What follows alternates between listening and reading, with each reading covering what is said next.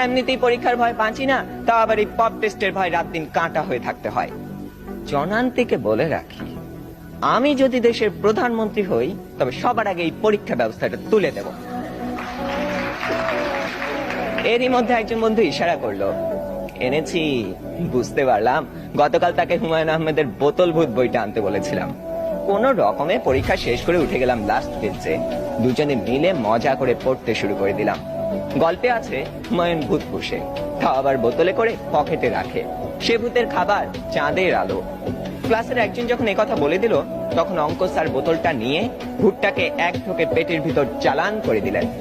অমনি স্যারের পেটের ভিতর গুড়গুড় শব্দ উঠতে শুরু করলো, আর তিনি হেঁচকি তুলতে লাগলেন। দম পাটিয়ে হাসতে যাব, হঠাৎ কানে টান পড়তেই শটান দাঁড়িয়ে গেলাম।